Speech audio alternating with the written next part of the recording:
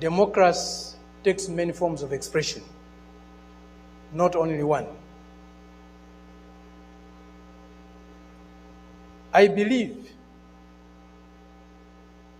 democracy is a government in which all the people participate, in which the interests of the people reign supreme, in which their country's sovereignty, their country's honor is at the top.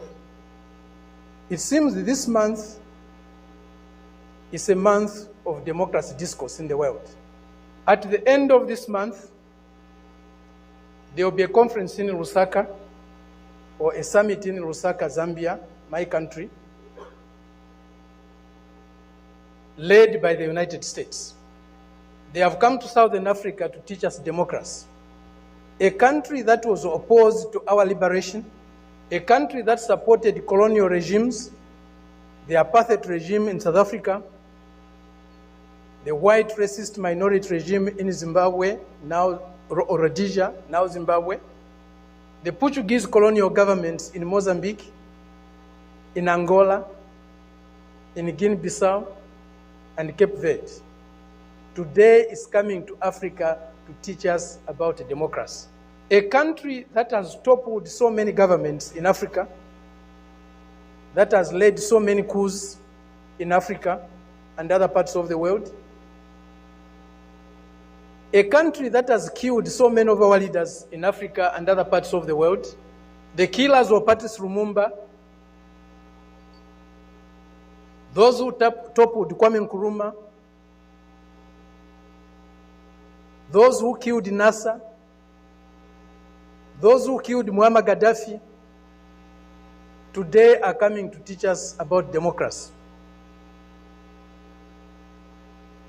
A country that has been built on brutal force, on enslavement of other human beings, on the humiliation of Africans, the exploitation of Africans, the plunder of Africa, today is coming to teach us about democracy.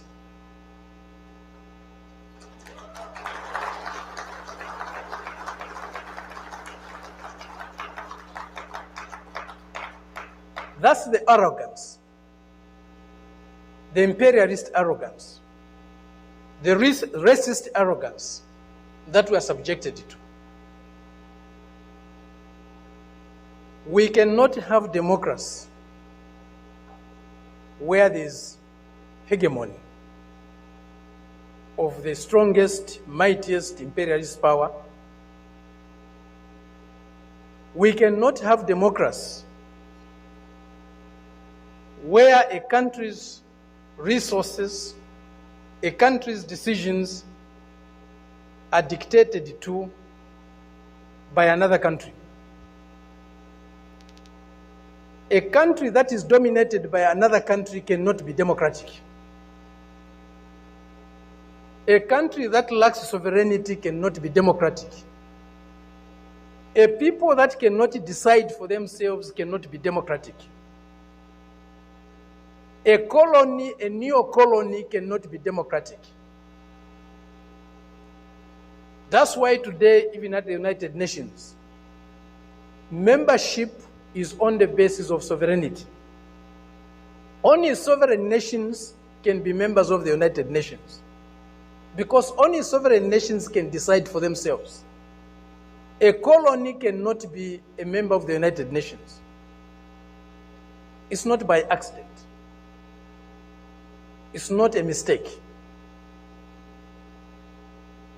If you have no respect for the dignity of others, if you have no respect for the sovereignty of other countries, you cannot claim to be a champion of democracy.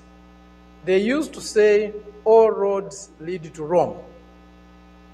Today, we can confidently say, all roads to progress, all roads to what is better for humanity leads to Beijing.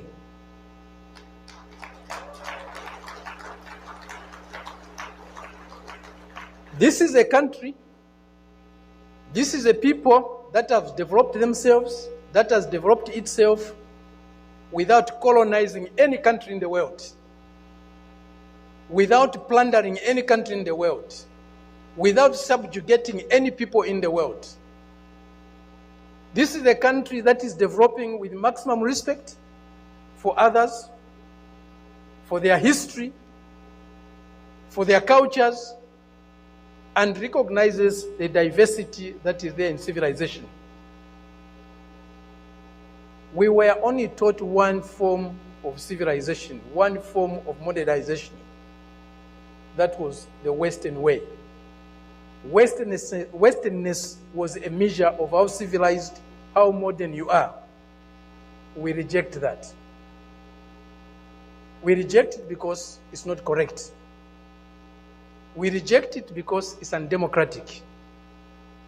We reject it because it's uncivilized to think of the world and of other people in that way. Today, they cannot accept the fact that China has caught up with them. China is about to surpass them in many areas of human endeavor. The imperialist arrogance is inhibiting them from accepting that reality. The racist arrogance is inhibiting them from accepting that reality. But the world is changing. The changes we are witnessing today, as President Xi said in Moscow recently, or the other day, they have never been seen in 100 years. They have shaped a world that they themselves today are scared of. And they have shaped a world that is not sustainable. Democracy, human development is not sustainable on the basis of plunder, on the basis of enslavement, on the basis of humiliating other people every day. That is a system we are seeing today, a system that will not survive if plunder is eliminated, if subjugation of other peoples, other nations is eliminated, if inequality in the world is eliminated. That system will disappear. The only system that can survive and can endure for long is a system that is based on mutual benefit, win-win relationships, mutual respect for others, accommodation and tolerance of others, and fraternal love for all humanity. This is what we find in China today. This is what China's example is showing us. Indeed, all paths are different.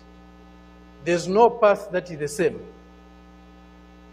even if they are leading to the same destination. Each path has got its own characteristics. We are seeing that, we are learning that, we are experiencing that today with China. There are many things that need to be done to get the world that we want. A more just, a more fair, a more peaceful world is possible, but it won't drop from the skies. We have to struggle for it.